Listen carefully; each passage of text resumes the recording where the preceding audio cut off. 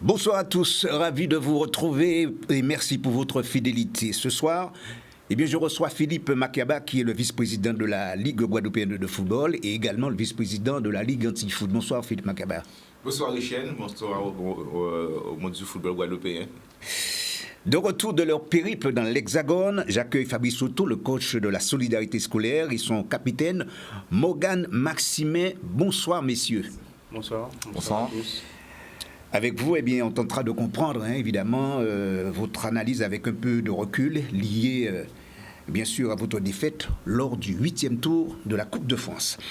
C'est une évidence, le sport est impacté au regard de la situation sociale que vit en ce moment la Guadeloupe depuis plusieurs jours. Restrictions préfectorales, entre autres avec le couvre-feu, comme vous le savez, prôné évidemment par la préfecture. De réelles difficultés, Philippe Makaba, à la Ligue guadeloupéenne de football, pour tenir véritablement un calendrier. C'est le cas de le dire. Quelle est la situation actuelle, justement, pour éclairer un peu nos amis téléspectateurs? La situation elle est compliquée, Richard. Oui. On passe nos temps à réfléchir, à faire des réunions, à mettre des plans A, des plans B, des plans C. Et il y a toujours une actualité qui fait que on ne peut pas les mettre en application. Donc on avait prévu de commencer le championnat fin novembre, ça n'a pas pu se faire. Là, on réfléchit intensément pour voir si on pourrait démarrer en décembre, mais on est encore sous le coup de pas mal d'informations préfectorales. Donc ça hypothèque plein de choses. Mais ce qu'il faut que le monde du football retienne, c'est que nous, on reste mobilisés au niveau de la Ligue. On continue de travailler, on réfléchit, on pense à nos joueurs, à nos jeunes joueurs, pour essayer de trouver un format, une formule pour que le football existe en Guadeloupe. Mais c'est très très compliqué. Par exemple, les barrages, les conflits sociaux, le couvre-feu, donc c'est très très compliqué. C'est une gymnastique intellectuelle de tous les jours, mais on ne perd pas espoir. On veut que le football vive, donc on va trouver quelque chose. D'accord. Ce qui veut dire que vous êtes en relation permanente, j'imagine, avec et la fédération et la préfecture.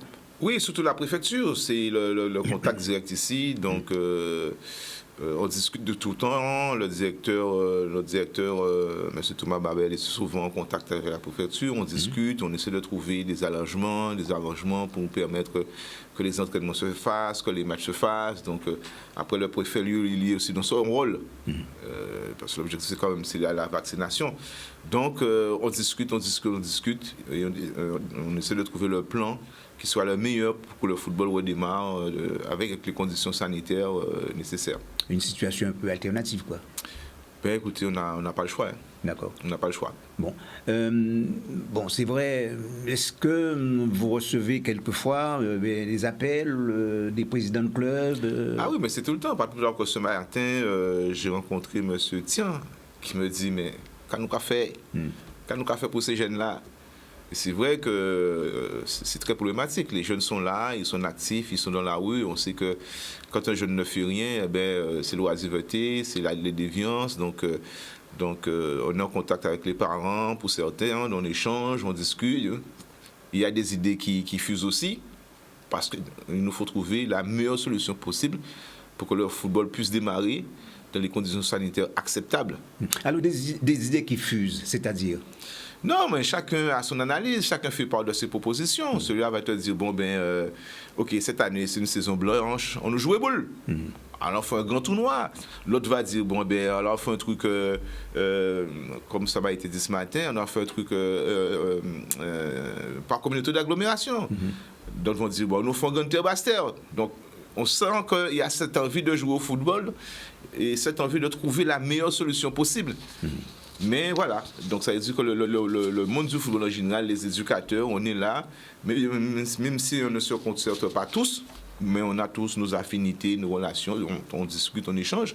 Ça au moins au conseil de Ligue de la Ligue de football, on discute, mais malheureusement, nous sommes tenus par tout ce qui est arrêté préfectoral, etc., et il faut être extrêmement vigilant. Parce que là où on pourrait se dire, allez, on y va, derrière, il y a un accident, il y a un cluster, il y a quelque chose, il faut que tout le monde du football soit solidaire.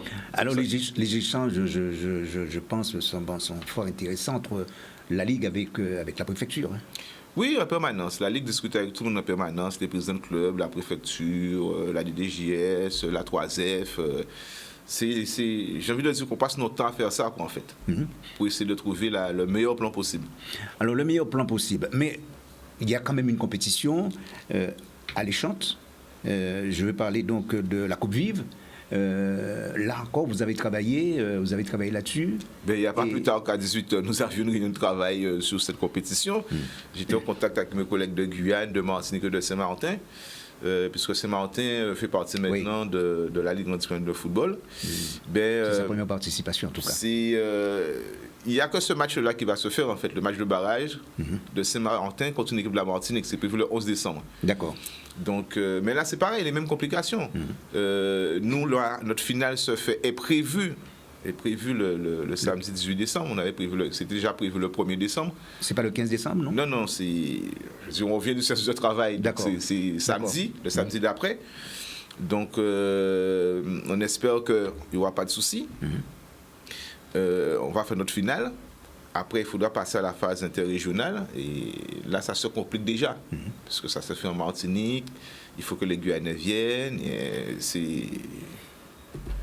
Bon, alors, Fabrice Soto, c'est vrai que là, vous êtes là pour parler évidemment de la solidarité scolaire, mais vous êtes quand même, avant de parler justement de votre périple, hein, justement, en métropole, dans l'Hexagone, vous êtes un éducateur. Qu'est-ce que ça évoque chez vous, toutes les difficultés que l'on rencontre en ce moment, dans cette période sociale quelque peu difficile? Eh bien, ça nourrit un peu d'inquiétude. Quelque part, on n'est pas insensible en tant qu'indigène de Guadeloupéen à tout ce qui se passe dans le pays. Et nous sommes conscients aussi des problématiques qui sont posées. Après, comme l'a dit M. Macabé tout à l'heure, on espère quand même, nous sommes dans le milieu sportif. On croise les doigts, on espère que les activités sportives puissent reprendre, bien entendu en essayant de garantir la sécurité de tous, mais on le souhaite vivement pour que justement que tous ces jeunes, il n'y a pas que les jeunes, il y a aussi les personnes qui vivent autour du milieu football, que ce soit les dirigeants, c'est-à-dire que toutes ces personnes-là, toutes ces petites mains aussi, qui faisaient vivre les associations sportives et culturelles, si toutes ces personnes prennent l'habitude de délaisser, on va dire, le monde associatif, et on sait justement la valeur qu'a justement ce milieu au sein de notre société guadeloupéenne, c'est vrai que ce sera compliqué après de reprendre et de pouvoir fédérer toutes ces personnes par la suite. Alors on peut supposer, Philippe Makaba, on peut supposer, hein, évidemment, si les choses reprennent avec la Coupe Vive le 18 prochain, eh bien, pourquoi pas les autres compétitions oui, c'est un peu ça. La stratégie, peut-être. Oui, la réflexion est dans ce sens. Si on arrive à faire démarrer la Coupe Vive, ça veut dire que il y a un espace où jouer au football. On va essayer de l'utiliser le plus vite possible. Oui. Il se pourrait que même d'ici la fin de l'année, qu'on fasse quelque chose. Avec un format qui ne sera pas... Voilà. Et tout le problème est là, c'est qu'il y avait le format normal du championnat. On a proposé au président de club, lors d'une dernière assemblée générale, un format qu'ils ont validé. Mais si on démarre maintenant là, donc c'est notre format qui va être mis en place. Donc il faut que donc c'est toujours très compliqué. Mais l'objectif quand même, c'est de faire démarrer le football. Donc on va essayer de trouver la solution la plus simple pour démarrer. Mais il y a de fortes chances que si on arrive à faire la Coupe Vive dans de bonnes conditions, eh bien, on va prendre le risque de démarrer en fin d'année pour que le football retrouve sa place. Alors, qu'est-ce qu'ils en pensent, vos homologues de la Guyane et de Saint-Martin et de la Martinique? Saint-Martin s'en sort pas mal pour l'instant, parce que des fois, ils n'ont pas de couvre-feu, ils n'ont pas autant de clubs que nous, ils ont un championnat seulement à 15 clubs, donc c'est plus facile à gérer pour eux. La Guyane, ça va cas à cas, la Martinique, c'est la même situation que nous. Donc on est tous dans le même bateau. mais on a tous la volonté de faire avancer le football. Donc on échange, on discute, on essaie de voir, bon, toi tu as fait ça, comment tu as fait ça, etc. Et voilà quoi. Parce que Fabrice l'a dit tout à l'heure, autour du football, il n'y a pas que les footballeurs. Il y a les petits marchands de pistaches qui sont... qui avaient un petit revenu, mais si c'est un week-end, mais il n'y a plus rien. Il y a le supporter qui maintenant ne sort plus de chez lui. Donc il y a tout ça qui est en train de disparaître et qui faisait quand même, culturellement parlant, qui avait une certaine force. Et qui font partie du volet économique de la Guadeloupe. Voilà, il y a ça aussi. Il y a des gens qui viennent au match parce que c'est une forme de thérapie pour eux toute la semaine. Ils viennent dans les tribunes, ils rencontrent leurs amis, ils discutent, ils blaguent. Des fois, ils ne savent même pas qu'est-ce qui a marqué. Mais l'ambiance de la tribune, tout ça, ça a disparu. Donc il faut absolument qu'on retrouve ça le plus vite possible parce que personnellement, je crains que d'ici 2 ans, qu'on ait beaucoup de dépression, beaucoup de personnes qui vont, parce qu'à force de rester là, confiné, on ne peut rien faire, ça peut engendrer des états psychologiques très négatifs. Alors, Fabrice Souto, selon vous, justement pour pouvoir retrouver un petit peu cette sérénité, disons, tout ce plaisir autour du sport, singulièrement le football, il faudrait qu'il y ait peut-être une prise de conscience de la part de tout un chacun. Si on peut voir ça dans ce volet-là. Bon, en fait, je ne pense pas que chacun d'entre nous autour de la table, que nous ayons la réponse. Et puisque ça devrait être trouvé autour d'une table également. C'est peut-être une piste de réflexion. Mais quelque part, oui, il faudra de toute façon à un moment donné que tous les partis s'entendent et que chacun y trouve un juste milieu. Toujours dans l'intérêt des Guadeloupéens, dans l'intérêt du pays. Donc ça, je pense que c'est une réflexion commune. Je pense que une partie de la population a été entendue sur leur doléance. Maintenant, reste à voir comment justement peut se mettre en place, qu'est-ce qui peut se mettre en œuvre.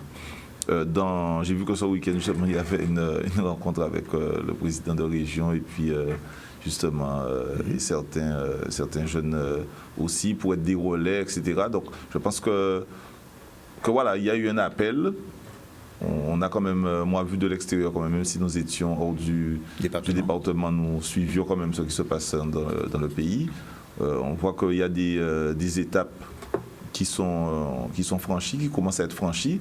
Donc nous sommes, moi je pense, sous la bonne route. Donc il faudrait tout simplement que toutes ces forces qui ont décidé aujourd'hui de se mettre autour de la table dans l'intérêt, comme je dis, de tout un chacun et du pays Guadeloupe, que toutes ces forces, que ça s'amplifie pour que le pays puisse redémarrer et qu'on essaie de revivre normalement. Oui, ce qu'on peut dire, c'est qu'il y a une prise de conscience. En tout cas, il y a de la communication, on peut dire. Voilà. Voilà, c'est ça. Il n'y a que ça qu'on peut dire pour l'instant. Mais Morgan, c'est vrai que nous sommes dans une émission sportive, mais on peut quand même parler. Toi, tu es un jeune. Qu'est-ce que tu penses par rapport à tout ce qui se passe? Qu'est-ce que je pense? Moi, je n'ai pas la prétention d'avoir la solution ou quoi que ce soit, mais je pense que c'est en marche. Il y a les... comment dirais-je? Les personnes sont désignées pour pouvoir représenter... comment vous dire, pour représenter un petit peu il y a des personnes qui sont déléguées pour nous représenter nous. Moi, j'ai pas la solution réellement. Je pense que tout un chacun devrait faire un effort. Et l'expression des jeunes dans la rue, ça t'interpelle un peu? Oui, enfin, moi en tant que jeune, je suis concerné par la situation. Après, je n'ai pas réellement la solution. Et j'espère honnêtement que le football, le sport en lui-même pourra redémarrer. Parce que moi, je suis passionné de football, j'aime ça. Et rester sans activité, c'est quand même lourd pour nous. C'est difficile. Et je pense que d'ici la fin de l'année, on pourra trouver une solution.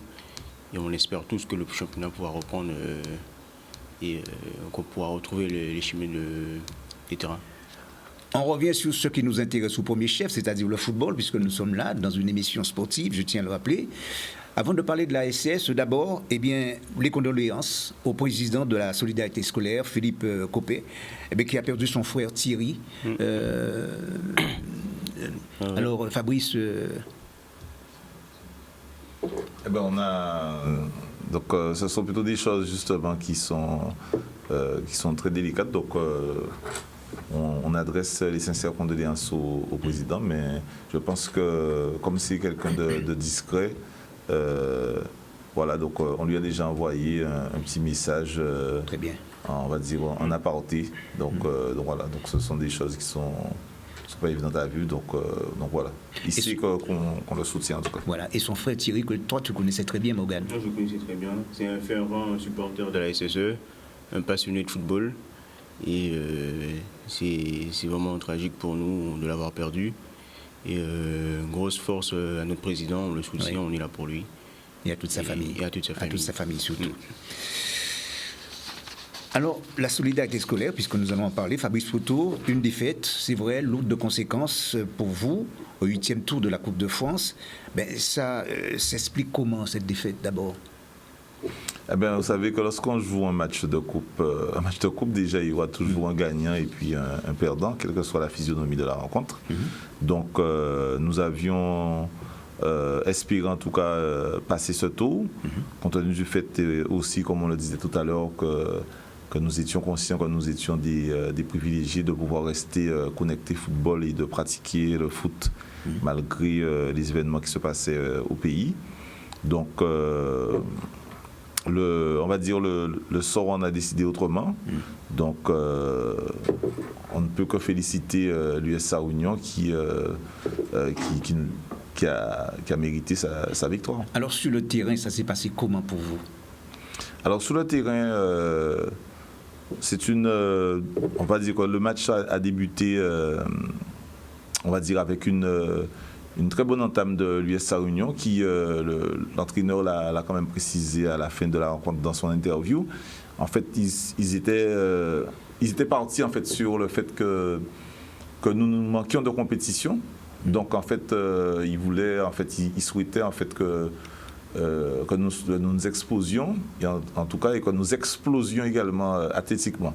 Donc, malheureusement, et heureusement pour nous, nous avons eu un très mauvais premier quart d'heure, et où nous avons beaucoup subi.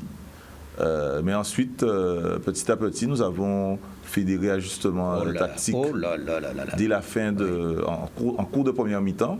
Et ça nous a permis de refaire surface déjà en première mi-temps et ensuite de revenir dans la rencontre. Et puis bon, voilà. Malheureusement, au moment où nous étions, on va dire, nous n'étions pas dans un temps faible, c'est à ce moment-là que nous encaissons ce premier but. Oui, et puis un Raphaël Mirval qui a eu du mal à pouvoir s'exprimer convenablement, tout simplement.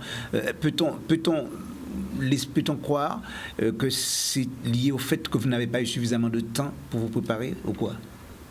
Après plusieurs... il y a aussi la température. Tout est lié. Tout peut se mettre dans la balance. Mais aussi, il n'y a pas de vérité dans le football. C'est-à-dire que s'il y a bien un sport aujourd'hui où chacun aurait une science ou des explications ou des analyses, on pourrait toutes les mettre dans la balance. Après, nous, on va dire que compte tenu de la modification déjà de calendrier qu'il y a eu, où dans un court laps de temps, il a fallu que le club où nous étions initialement destinés à recevoir l'équipe au Stade des Abîmes, il a fallu que l'ensemble du CA, le président Copette, etc., se mettent à pied d'œuvre pour pouvoir faire en sorte que le match se déroule dans les bonnes conditions et en plus en région parisienne, pour que nous soyons vraiment, on va dire, le club recevant. Ensuite, il a fallu organiser le départ des joueurs. Donc les joueurs, pour certains, n'étions pas tous dans la même zone. Oui. Donc il a fallu que certains continuent de s'entretenir de leur côté en attendant le départ. Et heureusement, moi je dis qu'on a pu partir suffisamment tôt, ce qui nous a permis justement de mettre en place réellement ce qu'on avait, puisqu'on avait quand même fait une planification. Une certaine stratégie. Oui, voilà, une stratégie de préparation, c'est-à-dire qu'on savait que pour être prêt et fournir ce que nous avons fourni ce dimanche 5 décembre, il fallait que nous mettions en place un certain nombre de contenus, que ce soit autant de points athlétiques, technico-tactiques, mais aussi au niveau des médical. Et c'est ce qui a été entendu par la direction, le CA. Et nous avons pu mettre cela en place. Donc c'est pour ça aussi qu'on pourrait déjà saluer, comme je l'ai dit tout à l'heure, l'implication et la réactivité du CA de la SS, mais aussi du reste du staff. Ils ne sont pas là présents ce soir. Emmanuel de Bravandel, entraîneur des gardiens, Patrice Mapoula, entraîneur adjoint, mais aussi Loïc Nuiro, avec qui nous avions déjà commencé à collaborer en début de saison, qui nous a rejoints, et le staff médical, Mme Léo Tur et puis Hugo Bielkiewicz. Donc voilà. Alors, Morgane 3, ça a été une première expérience pour toi à ce niveau-là? C'était exactement une première expérience. Après, j'ai pu disputer quand même la Gold Cup, mais au niveau de la Coupe de France, c'était ma première à ce niveau. Et après, ce qui nous a fait défaut, moi je dirais, c'est plutôt le manque de rythme. Le manque de rythme, on a fait face à une équipe quand même qui a environ 11 matchs ou 12 matchs dans les jambes et qui joue à un très bon niveau. Et nous avons à peu près 3 matchs. Et ça se voyait. Et ça se voyait sur le terrain. Il y avait cette différence, justement. Peut-être les 20 premières minutes, de préparation physique. On a peut-être eu du mal à rentrer dans le match. Et au niveau du climat aussi, c'était très difficile. Après, au fur et à mesure de la rencontre, on s'est quand même repris, on s'est adapté. Et malheureusement, on n'a pas peut-être pu faire la différence pour pouvoir remporter cette rencontre.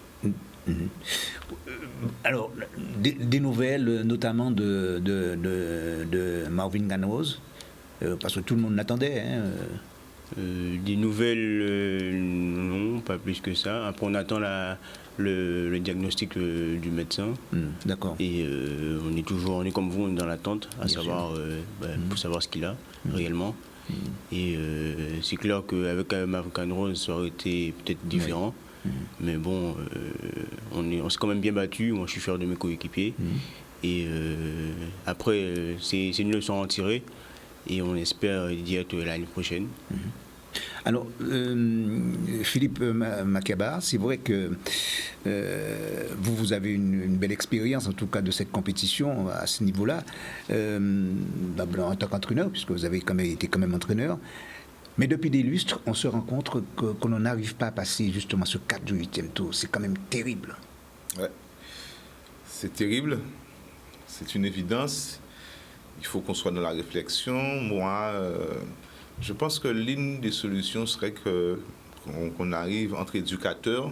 Là, je prends ma casquette d'éducateur, puisque je suis amicaliste aussi. Qu'on arrive à s'asseoir et à discuter football vraiment, voir ce qu'il faudrait, s'inspirer peut-être de ce qui s'est fait par le passé, pourquoi certains l'ont réussi, qu'est-ce qu'ils ont mis en place, pourquoi ça a marché, voir si on ne peut pas reproduire les mêmes choses pour qu'on passe ce cap-là, parce que de plus en plus, même si nous faisons monter notre niveau, mais le niveau monte aussi de l'autre côté. Et comment faire pour rattraper ce niveau-là? Il y a plein de choses à mettre en place. Non mais franchement, messieurs, entre le N3 et la régionale 1, il n'y a pas une marge... Moi, je veux dire que ce que vient d'évoquer les représentants de la SS, c'est vrai. Moi, je regardais le match. J'avoue que j'ai pas trouvé l'équipe extraordinaire. Mais c'est ça, justement. Mais sauf que, entre un match qui devait se disputer en Guadeloupe, dans les conditions guadeloupéennes climatiques différentes, et un match où il faut partir, entre guillemets, à la va-vite, il faut affronter le froid, une autre organisation mentale, etc., ça paraît pas, mais ça pèse dans la balance. Et quand j'ai vu les premiers quarts d'heure de l'équipe, on a bien senti que l'équipe voulait accéder la SS. Donc, il y a plein de paramètres, mais moi, à mon avis, il faut vraiment qu'on ait une réflexion profonde, parce qu'on n'est pas loin. On a le pôle qui forme des jeunes joueurs, mais ces jeunes n'appartent. Il faudrait qu'au niveau des éducateurs, qu'on se mette encore sur une qualité de travail, qu'on ait une qualité de pelouse. Il y a plein de paramètres. Oui. Mais, si vous voulez, on fait monter notre niveau monte. Puisqu'on réussit en Gold Cup, nos jeunes réussissent en CONCACAF, on a des jeunes qui partent dans des centres de formation. Ça veut dire que le travail paye ici. Mais en contrepartie, il manque encore des choses. Il manque encore des choses. Donc ça serait bien qu'on s'assied autour d'une table et qu'on se dise, bon, on va essayer d'aller dans le même sens. Au lieu de se tirer quelques fois entre les pattes, voilà, qu'est-ce qu'on peut faire pour que le football guadeloupéen change de niveau. On revient d'ici quelques instants pour parler encore d'ailleurs de cette défaite de la Solidarité scolaire au 8e tour de la Coupe de France. Pour l'heure, nous marquons une pause couleur dans cette édition. On se retrouve tout de suite après. Quand on a vu cette formation donc de SAR Union évoluer, on s'est dit mais voilà une équipe. Certes, il y a un schéma de jeu, il y a une automatique, il y a quelque chose qui est mis en place. C'est vrai qu'au départ, quand vous avez vu cette équipe-là, qu'est-ce que vous vous êtes dit ? En fait, l'équipe, nous avions fait tout ce qu'il fallait au niveau de la préparation, de l'analyse vidéo. On avait toutes les informations concernant cette équipe. On n'est pas arrivé la fleur au fusil, ne connaissant pas cet adversaire. Aujourd'hui, quand même, nous avons des moyens à disposition.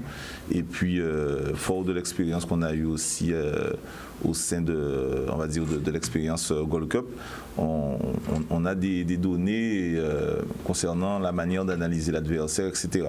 Donc, sous cet élément-là, nous n'étions pas surpris de la qualité de l'adversaire.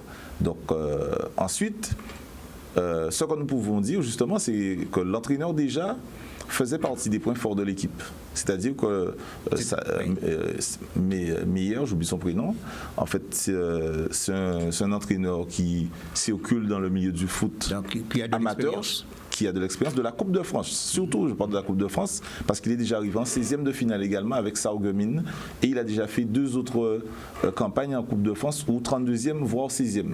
Donc ça veut dire que l'esprit Coupe de France est là. Et dans l'entame de la rencontre, tous les points faibles que nous avions identifiés, Morgan est là, dont le capitaine de l'équipe, ils étaient remplaçants. Stratégique. Ils étaient remplaçants. Donc ça veut dire que par rapport à la qualité, nous, de nos joueurs, justement, nous avions identifié certaines qualités intrinsèques de nos joueurs. Nous avions et nous aussi établi notre plan de jeu. Donc ça veut dire que cet entraîneur-là, il n'a pas hésité justement à modifier sa composition de départ qui était plus ou moins identique depuis un certain nombre de temps pour proposer justement un public différent et qui nous fasse l'opposition. Après, bien entendu, il y a des joueurs aussi, elle est composée, tout à l'heure, tu parlais du niveau de cette équipe. On a toujours l'impression, on se dit, tiens, l'équipe ne paye pas de mine, etc. L'équipe de SAR Union, c'est une équipe, sous les 10 dernières années, qui est installée dans le championnat de N3, c'est-à-dire anciennement appelé CFA2. Et elle ne monte pas, elle ne descend pas. Donc ça veut dire que c'est une équipe qui est stable à ce niveau-là. Donc nous, à chaque fois qu'on ira, quand je parle des clubs locaux, effectivement, nous on parle toujours de faire monter notre niveau, mais aussi notre niveau d'exigence par rapport à ce type de compétition. Mais ce type d'équipe, elles sont déjà au niveau, à ce niveau-là. Donc après, c'est simplement... et ensuite, pour le rappeler, c'est vrai qu'il y avait beaucoup d'envie, il y avait aussi... on a mis ce qu'il fallait comme ingrédient au niveau des joueurs et du staff pour préparer cette rencontre. Mais quelque part, il faut rappeler quand même que le club de la SS n'avait pas figuré à ce niveau de compétition depuis 1999. Donc quelque part, c'est aussi un réapprentissage de ce niveau de compétition pour le club, pour les nouveaux joueurs en place, aussi pour que, comme l'a dit Morgan tout à l'heure, essayer en tout cas de perdurer et d'essayer de revenir le plus rapidement possible pour pouvoir montrer qu'on a appris, comme on dit, de ses erreurs. Alors Philippe, c'est vrai, on entend souvent cette phrase, émanant d'ailleurs des joueurs. C'est vrai que j'ai acquis de l'expérience en participant justement à cette compétition, surtout à ce niveau-là, au 8e tour. Mais au-delà de cette expérience, qu'est-ce qu'il faudrait en plus, franchement ? Alors, c'est ce que nous sommes en train de faire au niveau de la Ligue, en multipliant les compétitions, en faisant que nos joueurs puissent jouer beaucoup plus et un volume de jeu plus important et une qualité technique plus importante. Donc là, il y a la Coupe Vive. Les 4 meilleures équipes de championnat jouent entre elles, on va rencontrer des équipes de Guyane, Martinique, Saint-Martin. Donc tout ça, c'est pour permettre à nos joueurs de jouer plus souvent, plus d'expérience, pour lorsqu'elles arrivent à un certain niveau, elles soient beaucoup plus à l'aise. Parce que qu'on le veuille ou pas, l'expérience pèse dans la balance dans tout et pour tout. Si vous avez l'habitude de jouer au haut niveau, vous arrivez au haut niveau, il y a aucun souci.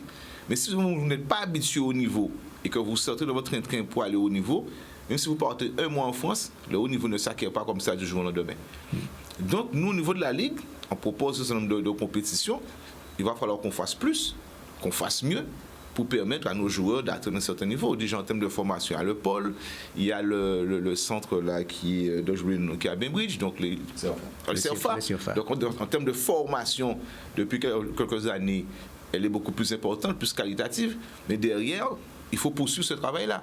Qualité de pelouse, qualité d'entraînement, exigence d'entraînement. Il faut que, je vais dire, les présidents de club vont courir après. Il faut que le président de club reste à leur place. Bien sûr. Il faut qu'ils laissent les éducateurs gérer leurs joueurs, sanctionner le faux pour que nos joueurs apprennent la rigueur, la discipline. Il faut dire, lorsqu'on joue à ce niveau-là, surtout au 8e tour de la Coupe de France, eh bien, il y a des observateurs qui sont souvent là. Est-ce que ça a été le cas? Est-ce que vous avez une idée de ce comportement lors justement de cette rencontre? Est-ce que vous avez vu des gens qui avaient un œil peut-être sur des joueurs guadeloupéens, par exemple? Bon, je sais qu'il y avait des observateurs, mais nous, à notre niveau, en tout cas, ça ne nous a pas... Je n'ai pas focalisé sur ça. C'est-à-dire que les joueurs qui sont dans l'effectif et qui auraient peut-être été assujettis à ce type de regard, ils ont l'habitude de ça et nous n'avons pas parlé plus que ça entre nous. Nous, on était venus jouer un match de foot. Non, je le dis parce que nombreux sont les matchs où j'ai eu l'occasion de commenter, notamment des matchs de Coupe de France, que ce soit avec l'Étoile ou autre, dans l'Hexagone. Et puis, je les voyais, ils étaient là, les observateurs. Et au terme du match, ils allaient voir l'entraîneur. Ou ils allaient voir, par exemple, le président disant, mais ce joueur-là, j'aimerais quand même l'avoir de mon effectif, par exemple. Oui, on a eu beaucoup d'expériences comme ça ici. Mais ça a été le cas, notamment pour Elbert Anatole. Il y a eu l'attaquant du CSM aussi, il y a eu pas mal. Oui. Mais ils reviennent tous. Donc ça veut dire qu'il manque quelque chose. Il manque quelque chose. Et là, on voit par exemple avec le contrat fédéral que la Ligue a mis en place depuis le mandat dernier, c'est pour faire venir de l'expérience également. Donc, il y a les ingrédients qui se mettent en place au fur et à mesure, mais il faut qu'on continue, d'être sérieux, d'être rigoureux, et ça va arriver. Il était un géant du jeu, de la détermination, lié à la persévérance, deux qualités qui le caractérisaient sur le terrain. Que sont devenus nos champions ce soir? Gros plan sur Antoine Noyon. Les images sont signées Daniel Iraville. Il a été un joueur emblématique, modèle de fair play, de l'élégance, sa passion, le football. Antoine, qu'as-tu fait? Bonne nouvelle. Ah bien là, quand il y avait, allez mon football à 100%. Ah oui, mais ça a fait un plaisir, Antoine, c'est des voix aujourd'hui-là. En tout cas, tiennent absolument à discuter de Thibouin Véo, puisqu'on sait tout ça qui est au poté dans le football-là et tout ça qui vous transmet aussi aux jeunes. Oui, en termes de football, on a joué au football. Et tout le monde, on a respecté tout le monde. Donc, là, on est monté sur un terrain. On savait là, on montait, on disait qu'il y a un match vraiment. Eh bien, c'était, en partie, c'était du fait, mais en tout cas, porter toute manœuvre pour nous gagner le match. Oui. C'est ça. La victoire, c'est le premier but. Là, nous monter là, nous venons pour nous gagner. Et c'est un but qui est souvent moins vrai, et d'autres monde aussi, ils ont rendu compte de ça. C'est que l'œuvre, par exemple, équipe orthopède, eh bien, le tout premier, tu as plairé. En cas raconter une activité de l'Étoile, donc, eh bien, nous tenions beaucoup, non? Avant, nous devions sortir Monalo, à jouer à Bastet. Eh bien, nous tenions beaucoup, non? Nous devions jouer, nous laisser. En défense. Ça a été un millier de. Oui. On gonfle. Eh bien, là, il est venu, nous avons sorti à Monalo, nous avons descendu à Bastet. Tout le monde a descendu, nous avons préparé nous. Et là, le match a fini, nous avons dit qu'il a fait. Eh bien, nous avons dit que Mougala, de Monestier, souvent, là, nous sortis au match. Et il rit une fois, il a foutu deux calottes. Oui. On ne peut pas venir jouer un match en moins. On dit dans match, oui. Ouais. Non. Ouais. Quand il faut que décalote ou bien qu'il fait descendre. Il a fait descendre. Et Dieu, il finit jouer pour la pas revenir. Oui. C'est pas blagon, les gars. Eh bien, Léo dit tout ça. Ça veut dire qu'on a constaté, par rapport à ça qu'on a vu dans le football là, si nous laissons aller. Oui. C'est beaucoup des fois. Voilà. Mais c'est encore bon, encore. Mon estime encore. Là, il était joué. Au match, nous pas joué. Là, regardez, il était joué au milieu de terrain.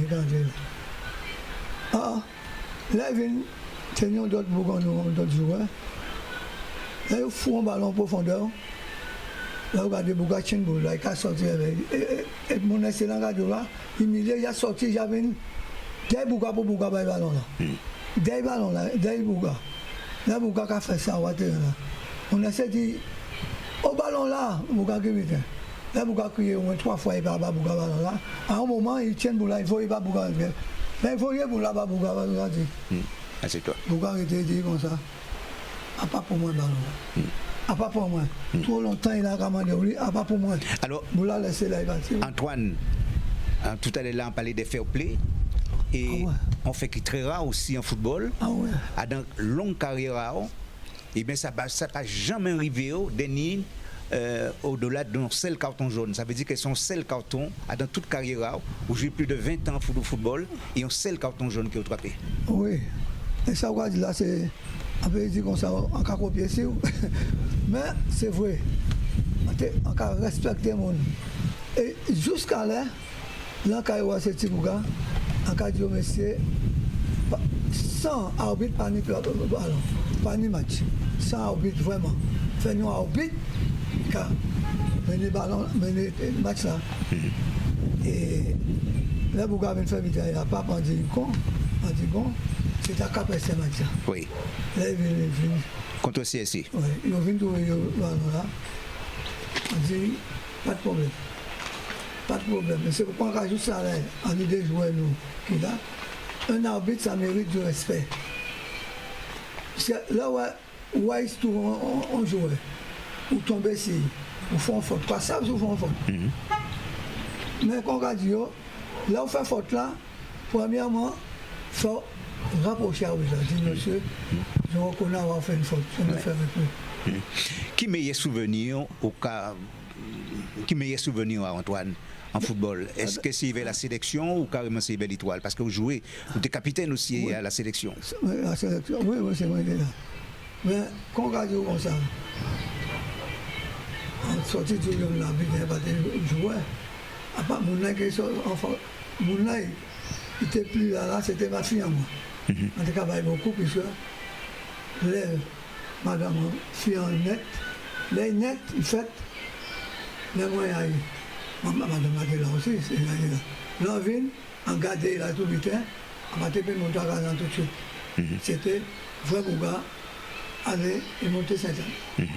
Mais, en théorie, quand il compte les filles en moi, il peut jouer, il vient là, il peut jouer. Et puis, il n'est pas là, mais s'il vient là, il peut jouer. Donc, disons, c'était en motivation pour. Ah oui, on était content pour moi. Voilà. C'est rare. Adam Carrera, Antoine, puisqu'il faut nous parler de ça, hein, c'est vrai que l'œuvre ou arrêté en tant que joueur, eh bien, finalement, on dit qu'à point. Destiné à l'équipe à l'Étoile, c'est-à-dire qu'on vient trouver entraîner à l'Étoile, Oui. Et là, on met en place une véritable rigueur. Oui, on met rigueur. Et nous venons parler de tournoi là. Ça, regardez là, nous venons faire dernier match avec Réunion, à Réunion. Là, nous venons là, comme dit, nous te gagnons tout vite. Mais là, nous avons fait une journée pour tout partout. Quel que soit l'endroit, tout est rentré en côté pour tout le monde manger ensemble.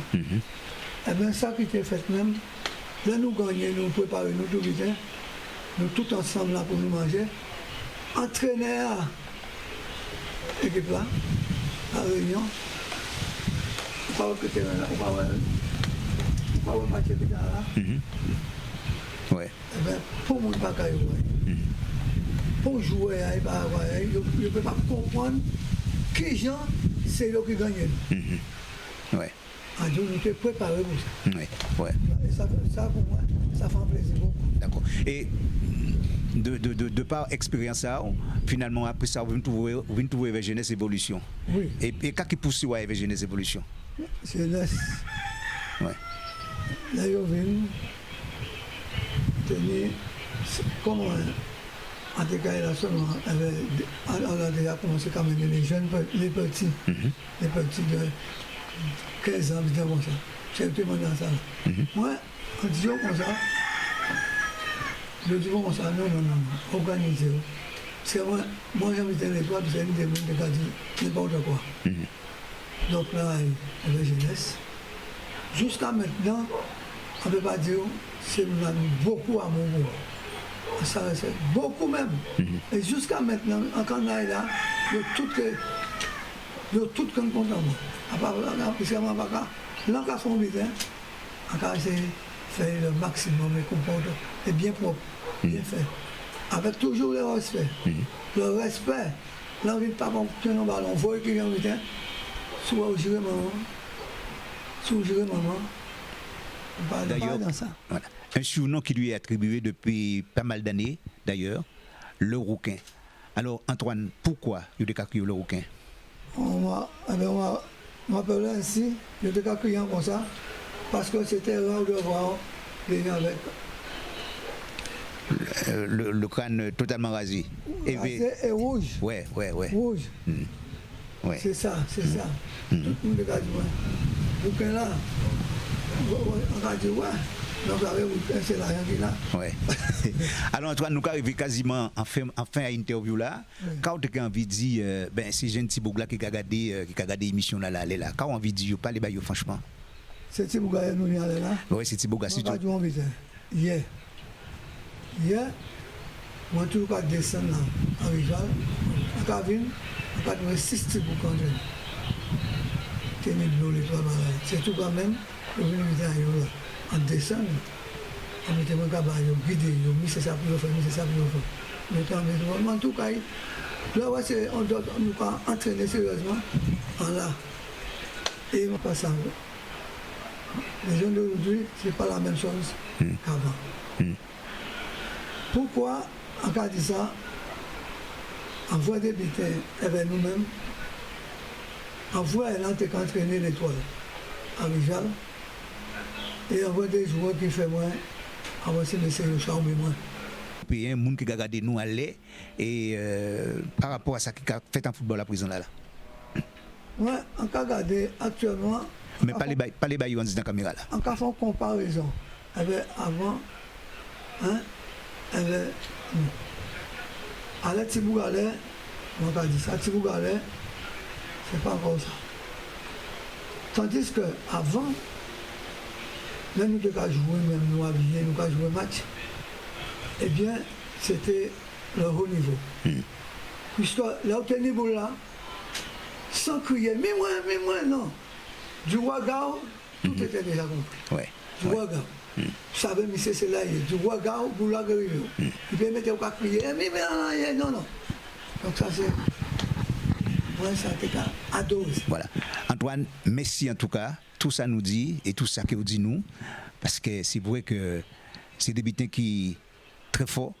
Et on croit que les jeunes qui regardent vous là en ce moment, eh bien certainement, il y a que point exemple à ça. Merci encore Antoine. Alors, Amaury Méris, frère d'Antoine Noyon, un véritable modèle dans le football guadeloupéen. Tout à fait. Donc Antoine, moi je suis plus jeune, mais en écoutant les plus anciens et même les nouveaux, Antoine a été pour eux un modèle et un exemple pour tout le peuple guadeloupéen. Oui, c'est vrai. Et puis on est obligé aujourd'hui de se poser la question pourquoi il n'a pas tenté une carrière professionnelle. Pourquoi, on ne sait pas, parce qu'à l'époque c'était un peu plus difficile, vu que les parents, ils étaient tout seuls avec les parents, donc c'était un peu plus difficile. Ça aurait été maintenant, ça aurait été plus facile pour lui d'arriver et de tenter quelque chose dans le football. Et dans la vie de tous les jours, il était comment quand il était en activité? C'est un gars simple, aimé par tout le monde. Et toujours souriant et toujours prêt à aider les autres. Faire des essais à Bastia, puis à Angoulême. Surtout à Bastia où ça s'est très bien passé, qu'il aurait pu rester. C'est peut-être, c'est son avis, il a voulu retourner au pays, mais ça c'était très très bien passé à Bastia. Il aurait pu rester parce on a voulu de lui. Et c'était ses idées, c'est son envie, donc il a voulu rentrer au pays. Ouais, il aurait pu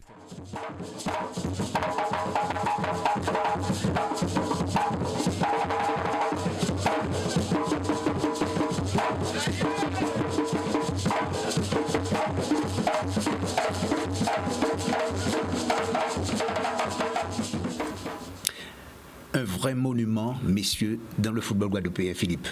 Oui, parce que je confirme tout ce que j'ai vu là ce soir, puisque vous savez, je suis à l'Étoile aussi. Oui. Et c'est vrai qu'il est là tout le temps, il va regarder les entraînements, il conseille, il aide, il donne son avis. Quand on le sollicite, il est toujours partant, donc c'est un fin observateur. Des fois, à la fin du match, moi je le 17, il a commenté un truc, mais Akit c'est Bougassa, ouais, mais il a toujours tout ça dans la simplicité, dans la discrétion, mais ça reste un monument fort à l'Étoile de Montréal. Fabrice, vous l'avez connu?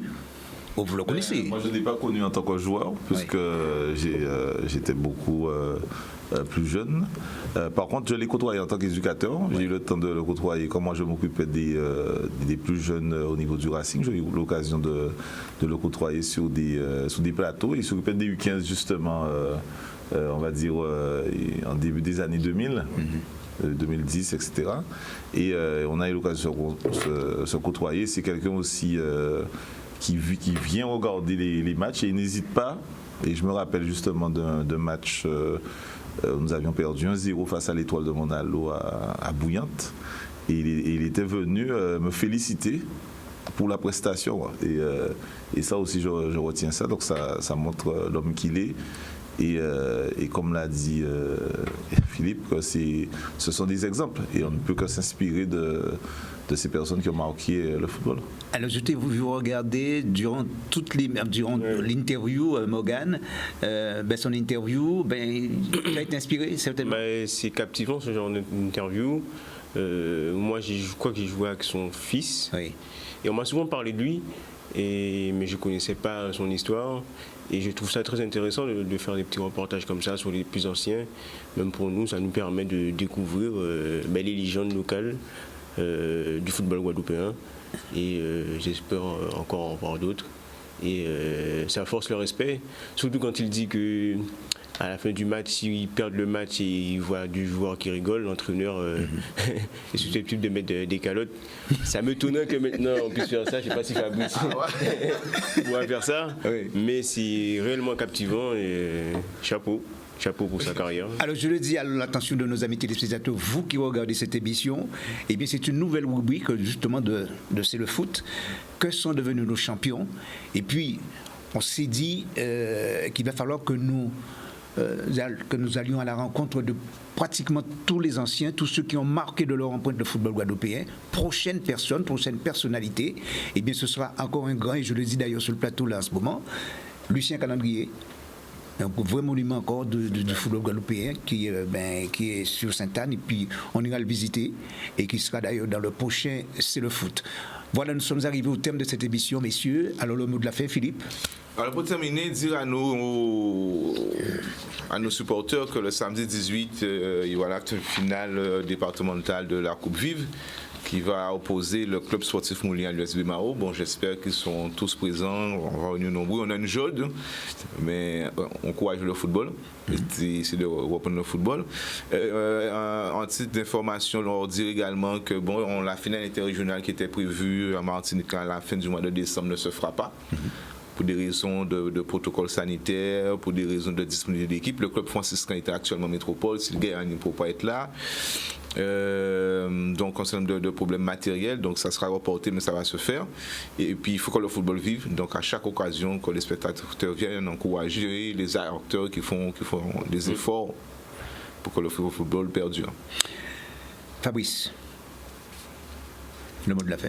Ah, le mot de la fin, comme l'a dit Philippe, on espère tous que, que déjà que le pays revive bien, tous de manière fraternelle, moi je dirais, que nous puissions tous, et après, si le pays va bien, si les gens qui y vivent se portent bien, peuvent vivre et vaquer à leurs occupations sans avoir le sentiment justement d'être, on va dire, d'être embrigadé, je pense que tout le reste ira au mieux.